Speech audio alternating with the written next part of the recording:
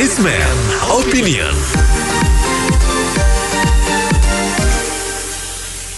Mitra bisnis, di tengah upaya keras pemerintah dalam mengatasi pandemi yang melanda di Indonesia, sejumlah orang merasa tidak puas akan kinerja pemerintah. Ada yang demo mau turunkan pemerintah, ada yang somasi pemerintah yang dianggap gagal mengatasi pandemi. Ada juga buruh yang mau demo bendera putih, mengaku sudah menyerah di pandemi ini. Apa komentar Anda, mitra bisnis, mengenai aksi ketidakpuasan ini? Kami tunggu opini Anda di 633-9160, 633-9160. Memang kondisi saat ini benar-benar sulit. Ya, kita lihat juga banyak orang yang terkapar ya, semua dana yang ada juga sudah habis kepake untuk hidup sehari-hari dan sebagainya, dan harus jual aset dan sebagainya. Jadi memang kita saat ini hanya bisa berserah aja. Ya, kalau kita ada firman Tuhan, kita bilang segala perkara dapat ditanggung di dalam Tuhan kita, Yesus Kristus. Amin. Wajar-wajar aja kalau umpamanya ada banyak orang yang komplain ke pemerintah sebagai bahan masukan. Karena menurut saya memang yang disorotin adalah vaksinasi di Indonesia ini agak terlambat. Dimulai dari Maret, ya kan, tapi saya pun baru dapat itu adalah di bulan Juni, Juli, ya kan. Ini yang menyebabkan kenapa herd immunity ini menjadi krusial gitu aja karena keterlambatan pemerintah. Ya, dan juga data-data mengenai COVID ini juga kan harus diberesin. Jadi wajar saja menurut saya, ya kan, bagaimana kita melihatnya.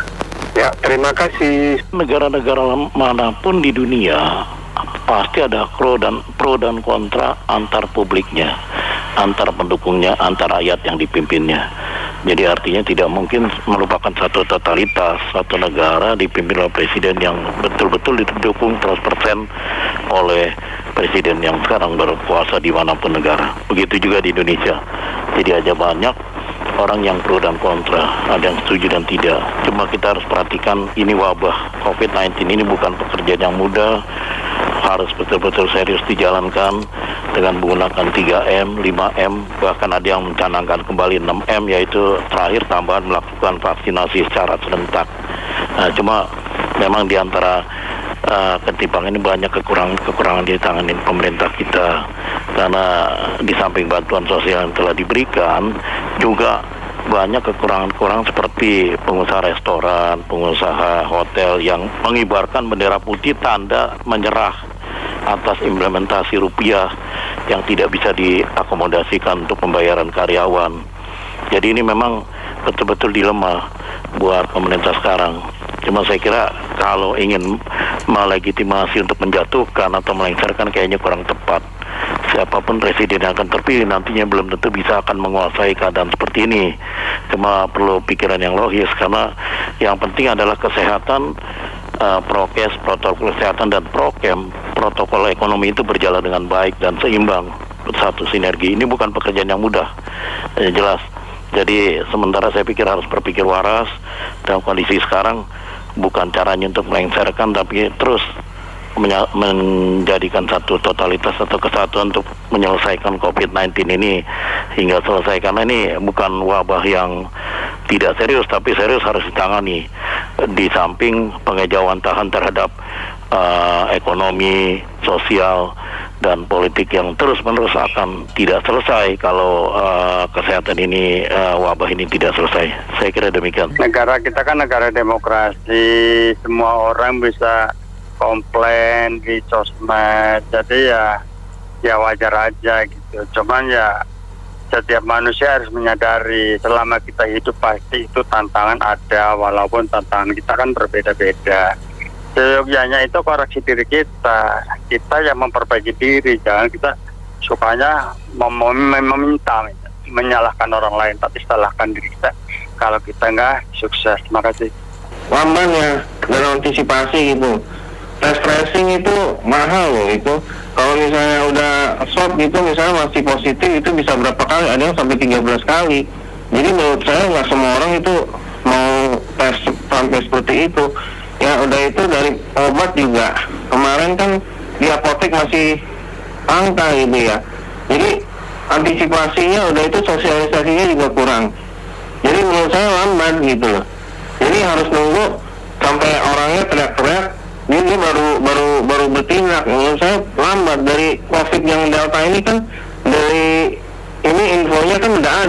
tapi kita nggak antisipasi, nah masuk lagi, jadi terlalu lambat. Oke, makasih. Kita harus bisa bedakan ya antara berbicara, ya berpendapat dengan mau menjatuhkan pemerintahan. Ini kan sudah ngomong endgame segala, nanti presiden. Ini kan nggak benar. Bangsa kita nggak bisa bersatu.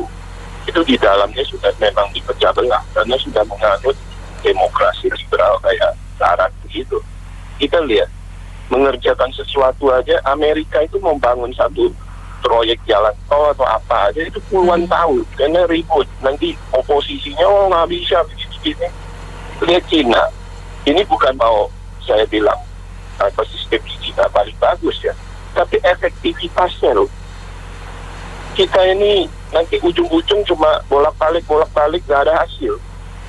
Coba dipikirin deh yang ahli politik itu, yang di DPR kerjanya apa, tapi mereka enjoy karena dapat kesempatan dan dapat anggaran kalau mereka nggak didapat, dia teriak-teriak karena sistemnya udah begitu. Jadi kita sebagai rakyat harus lebih pintar lah, jangan diombang-ambingin. Ini semua politik, ujung-ujungnya duit. Politik dulu, nanti ujungnya duit gitu. Makasih. Bahwa ini ya, cuman kalau kita tuh banyak ngomongnya gitu loh. Itu apalagi kalau bicara yang tadi ngomong, emang Pak Jokowi setengah mati ngurus bangsa ini gitu. Mungkin lihat beliau punya muka di televisi gitu udah kasihan, nggak tidur kali ya. Untuk memikirkan ini, jangan ngomong seperti Pak Ustadz Kasat bilang itu, anjing itu selalu menggonggong, bukan bisa mengeong. Kalau Indonesia kucing bisa menggonggong, anjing bisa mengeong gitu ya. Menurut saya ya pemerintah pasti jauh dari kata sempurna, cuma kita harus lihat upayanya bagaimana sejauh ini ya. Ya kalau ngomong salah-salahan lah ya, apapun ya pemerintah yang salah. Tapi kalau dilihat lagi, pemerintah sudah menghimbau banyak kali, ya kan, jangan pulang kampung dan lain-lain, jangan beribadah dan lain-lain, gitu, nggak, gitu loh, ngaca juga, gitu loh. Jadi semua kan kita lihat melonjaknya itu kan juga nggak dibikin-bikin, gitu loh. Vaksin, kalian sudah vaksin belum? Kenapa mesti diiming-imingin beras segala macam divaksin? Ngaca juga, ya, ngomong akan prokes nggak, gitu loh, ya. Makasih. Wah, saya ini termasuk salah satu orang awal-awal mendukung PSBB dulu namanya, bahkan saya mendukung kalau perlu di lockdown. Cuman ya setelah semakin kesini lihat peraturan PSBB, lalu PSBB transisi buat sampai PPKM itu apa gunanya? Nggak merata gitu. Jadi orang udah patuh, rakyat pengusaha yang udah patuh, nggak ada gunanya karena ada beberapa yang ngasih bantu itu nggak buat apa-apain. Akhirnya mereka ya udah, akhirnya ngapain kalau patuh gitu kan, karena memang nggak ada istilahnya untuk mengatur, mengubah kebiasaan manusia itu kan perlu reward atau punishment. Nah ini nggak ada, jadi orang pada nggak takut. Ya akhirnya sekarang pun saya bukan orang yang mendukung PPKM lagi, PPKM atau nanti istilah apapun itu. Cukup gitu ya, terima kasih. Iya, kalau menurut saya memang ini tingkat ekonomi orang berbeda-beda, tingkat kepintaran pendidikan orang berbeda-beda. Jadi di Indonesia ini lebih cenderungnya banyak yang ignorance ya, banyak yang nggak pedulian. Ya kasihan yang sudah benar-benar menerapkan prokes, udah di rumah aja, tapi dirusak sama orang-orang yang sudah positif masih jalan-jalan, masih ya saya kalau nggak kerja keluarga makan apa. Nah yang kayak begini ini yang sungguh sulit diatur. Kalau bisa pemerintah sih harusnya dibagi dua lagi aja. Itu kalau mereka yang sulit diatur itu suruh tanda tangan surat pernyataan dulu. Kalau mendadak positif dan kena gawat, jangan diobatin, suruh obat sendiri. Kasihan dong kita orang yang sudah ngikutin prokes tapi nggak selesai-selesainya. Kita bisa lihat negara lain ya, kayak misalnya di negara bagian Perth ya, sekarang sudah lepas masker, sudah boleh jalan-jalan bebas, masuk kafe segala sesuatunya bebas karena zero case ya. Karena orangnya pinter-pinter dan disiplin tinggi, itu bisa terjadi seperti itu. Itu aja sih, makasih. Buat saya, orang-orang yang bersuara negatif itu cuma ada dua kemungkinan. Kemungkinan pertama, mereka ada dibayar oleh pihak-pihak yang ingin mendiskreditkan pemerintahan yang sekarang. Dibalik dari pemerintahan kita ini sebetulnya sudah bekerja sangat baik. Kemungkinan kedua adalah orang-orang itu dibikin katak-katak di dalam tempurung dari kecil. Ya, jadi mereka hanya dengar satu sumber, dan sumber itu memang punya suatu target untuk mereka setelah dewasa mau jadi apa. Hanya dua kemungkinan. Jadi Indonesia tidak perlu mendengarkan mereka, dan versi mereka itu makin lama makin kecil menurut saya. Terima kasih. Kita harus menyadari ini bukan hal yang mudah. Kita lihat pemerintah berusaha, berupaya melakukan yang terbaik, seperti diterapkan PPKM, dijalankan selama hampir 4 minggu. Itu kan angka terpapar itu turun secara drastis. Bagi kita tidak puas, tolong kalian sadar. Jangan bisa kritik, protes, demo. Bertanyalah kepada diri sendiri, apa yang sudah saya perbuat untuk mendukung pemerintah? Kontribusi apa yang sudah saya berikan kepada bangsa kami ini? Jangan mau diperalat oleh sekelompok orang-orang yang tidak punya tanggung jawab, yang punya tujuan, punya maksud tertentu. Marilah kita sadar, bersehati mendukung pemerintah kita dengan semangat gotong royong dari kesulitan pandemi ini. Mari kita bersatu pasti bisa. Indonesia maju, merdeka.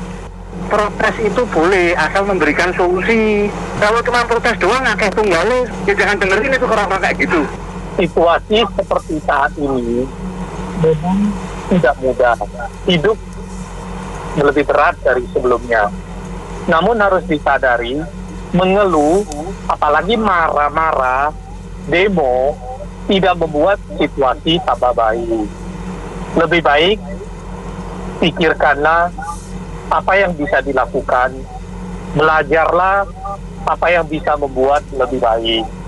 Dan kemudian bagi yang punya duit, daripada biayai pendemo-pendemo, lebih baik dan terhormat bila mana uang Anda disalurkan untuk masyarakat yang membutuhkan. Jangan untuk hal-hal yang merusak lagi. Terima kasih. Menurut saya mulai muncul ya masa-masa atau mahasiswa atau siapapun yang mulai protes dengan penerapan dan juga penerapan dari pemerintah tentang mengantisipasi dari penyebaran wabah COVID-19.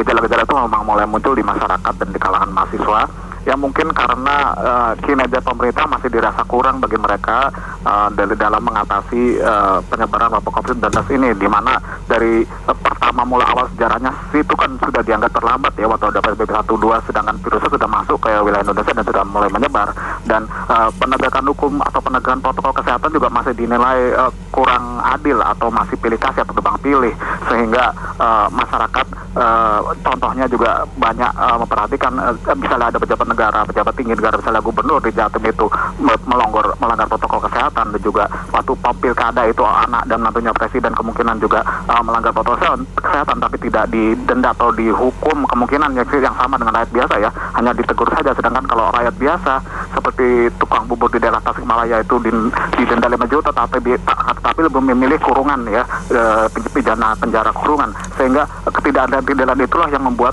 mungkin para mahasiswa dan rakyat sebagiannya itu merasa kurang bagus ya kinerja pemerintah. Saya pikir sekarang mulai berani untuk protes, kemungkinan seperti itu. Terima kasih. Assalamualaikum warahmatullahi wabarakatuh. Ya, saya hanya bisa katakan begini, ada pepatah kan, bersatu kita teguh, bercerai kita rubuh.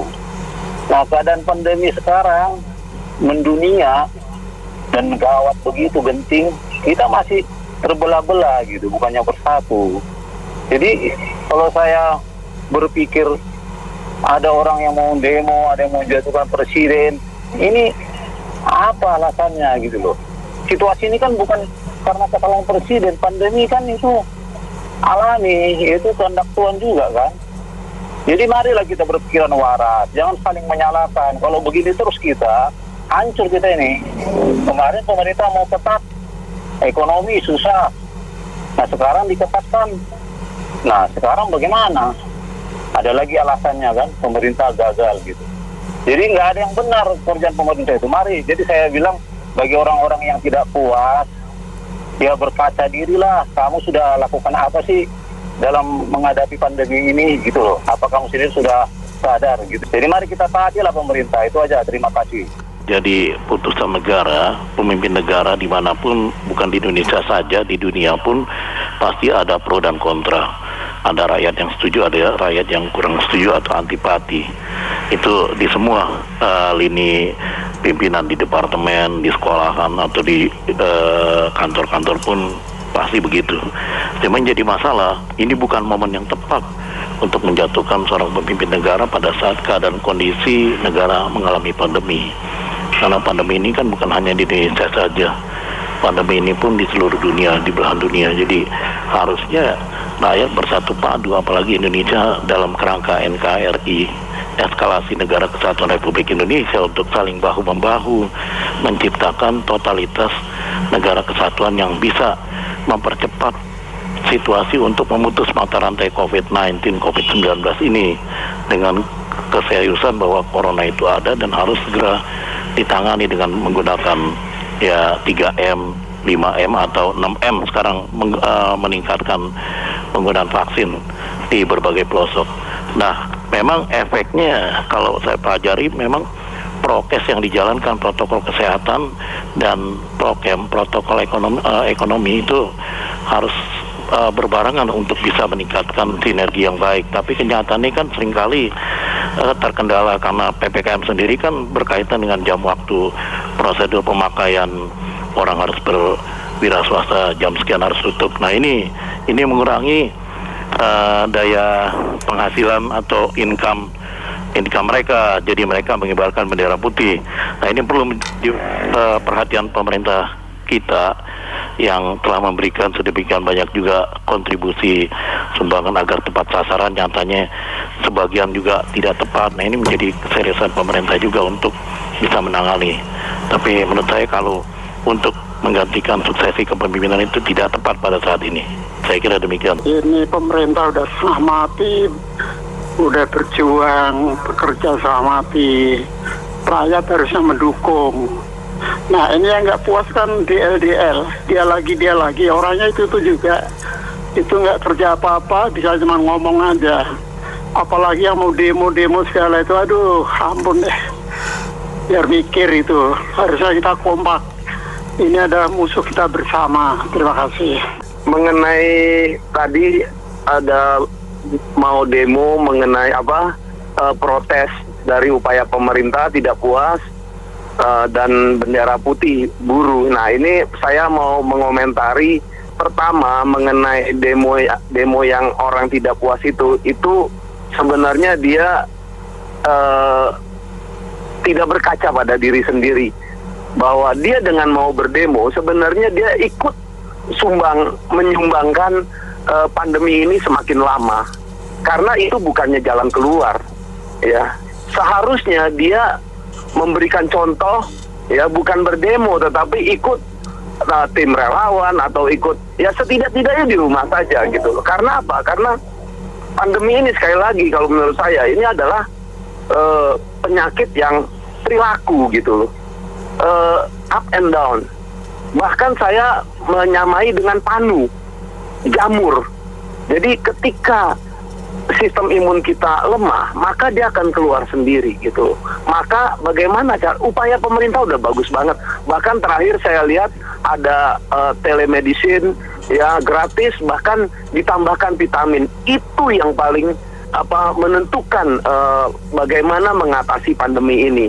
Yang kita tahu bahwa Malaysia, Vietnam terjadi lonjakan sedikit, dia lockdown 2 minggu, tapi berjalan 1 minggu hasil lockdown apa? Naik 2 kali lipat. Jadi lockdown bukan jawaban. Yang pasti jawabannya adalah bagaimana menjaga imunitas tubuh kita sendiri pribadi untuk menjadi imunitas herd immunity, imunitas populasi. Nah, yang kedua mengenai bendera putih, ini juga harus dicermati berita ini. Karena apa? Karena saya pun ada di lingkungan industri ya, industri kritikal. Kita menjaga prokes yang ketat, kita memberi vitamin, bahkan kita tetap beraktivitas normal namun tidak berlebihan, sehingga sambil kita beraktivitas normal dan kita menjaga kesehatan kita, resep untuk mengatasi pandemi ini. Jadi sekali lagi tolong yang mau demo itu cuma mencari sensasi, mencari popularitas saja, dan itu tidak perlu ditanggapi. Terima kasih. Ya, saya ingin menanggapi dengan yang rencana demo dengan bendera putih, menurut saya itu lebay sekali.